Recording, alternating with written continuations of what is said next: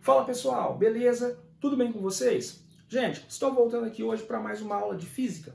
Hoje nós vamos estar falando sobre o movimento uniforme, certo? O que seria? É um movimento caracterizado por velocidade escalar constante. Então, gente, sempre que nós temos um corpo que está se movimentando com uma velocidade escalar constante durante um certo percurso, eu tenho um movimento uniforme, certo? Aí dentro do movimento uniforme, nós vamos estar falando sobre o movimento retilíneo uniforme, que nós simbolizamos pela sigla MRU, movimento retilíneo uniforme, certo? É o movimento em que o vetor velocidade de um corpo em relação a um referencial inercial se mantém constante e diferente de zero.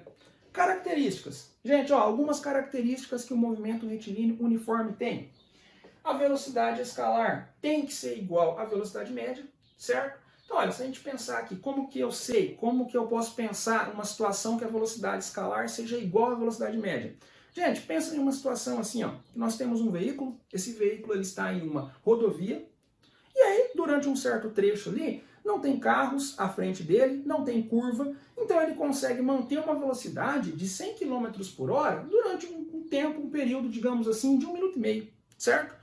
Então, gente, olha, naquele período de 1 minuto e meio, ele teve sempre com aquela velocidade de 100 km por hora, certo? Então eu posso falar que a velocidade escalar dele era de 100 km por hora. E se eu fosse fazer a média de todas as velocidades dele durante aquele 1 minuto e meio, como a velocidade escalar sempre foi de 100 km por hora, a velocidade média também seria de 100 km por hora, certo? Então, eu tenho que a velocidade escalar é igual à velocidade média, certo? Outra característica, a força resultante tem que ser nula, certo? Então, eu tenho que a força resultante tem que ser nula. E a terceira, eu tenho que a aceleração tem que ser nula. Olha, essa terceira aqui também, se nós formos pensar pela lógica, fica bem fácil para a gente conseguir perceber. Porque, olha, eu sei que no movimento uniforme, a velocidade, ela tem que ser o quê? Constante, não é isso? E a aceleração, ela serve para quê? A aceleração, ela serve para causar uma variação de uma certa velocidade, não é isso? A aceleração, ela causa variação na velocidade. Então, se eu vou me manter com uma velocidade constante, se eu quero manter um corpo com uma velocidade constante, ele não tem aceleração. Então, a aceleração dele tem que ser nula. Beleza? Tudo bem? Gente, ó, vamos lá. Vamos falar sobre função do movimento uniforme.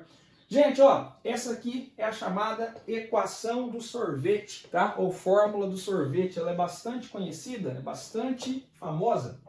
Então, olha aqui, ó. Função do sorvete, que é a chamada função horária da posição, certo? Ó, então aqui nós temos a função horária da posição. Pessoal, ó, gente, então aqui o que significa cada termo dessa fórmula e por que ela é conhecida como fórmula do sorvete? Olha aqui, ó, porque se a gente for pegar aqui os termos, né, que compõem essa fórmula, eu tenho o S0, eu tenho o V e o T. Então, assim, a única coisa que faltaria aqui para que a gente possa ter a palavra sorvete seria o R, certo? Então, por isso que ela ficou conhecida como equação ou fórmula do sorvete, tá? Então, aqui, pessoal, ó, o S é o espaço final, o S0 é o espaço inicial, o V é a velocidade e o T é o tempo, certo? Então, fórmula do sorvete, função horária da posição, certo, pessoal?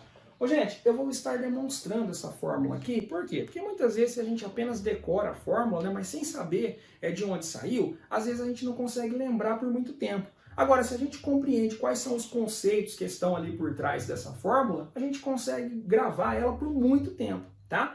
Então vamos lá, eu vou estar demonstrando essa fórmula para vocês, ó. Então, pessoal, nós já vimos que a velocidade escalar, ela é igual à velocidade média. E que velocidade média? É o ΔS sobre ΔT, certo?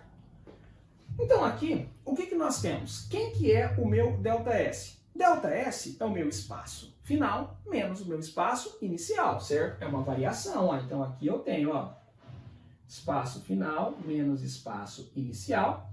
O ΔT é o meu tempo final menos o meu tempo inicial, certo?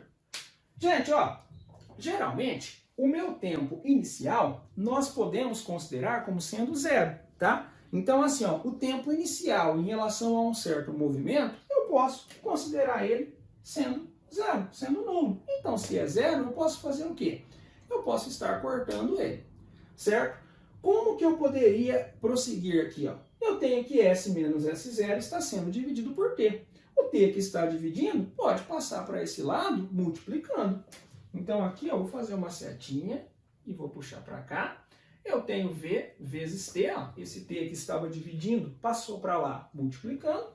Tudo isso é igual a S menos S0, certo? Gente, se eu for passar esse menos S0, ele vai passar para o outro membro somando, certo? Então eu tenho aqui, ó, que V vezes T mais S0 é igual a S. Olha aqui, se eu inverter isso daqui, ó, se eu passar esse membro para cá e esse membro para lá, e eu inverter essa posição do S0, eu tenho justamente essa fórmula. Então vamos reescrevê-la aqui, ó, espaço final é igual a espaço inicial mais V vezes T, certo? Então essa daqui é a função horária da posição, a famosa fórmula do sorvete, beleza? Então, pessoal, gravem assim que vocês não esquecem, tá? Fórmula do sorvete, tá, pessoal? É a equação, a função horária da posição, beleza? Função horária da posição. Pessoal, ó, então está aqui, demonstrei, tá? Como que a gente chegou nisso. Agora, pessoal, vamos falar sobre movimentos progressivos e movimentos retrógrados, certo? Quando que o movimento ele é progressivo e quando que o movimento será retrógrado, tá? Então, pessoal, ó, vamos pensar aqui que eu tenho um corpo e esse corpo ele vai estar saindo do ponto 0 e ele vai estar se deslocando, por exemplo, para o ponto 5. Então, olha, o que a gente consegue perceber aqui? Que o deslocamento ele está sendo a favor da nossa reta. Olha aqui, essa reta 0, 1, 2, 3, 4, 5, 6, todos esses valores em metros, né? Então, eu tenho que o movimento, o deslocamento, ele está se dando a favor da nossa reta, certo? Gente, se o movimento ele é a favor da reta, a velocidade é maior do que zero.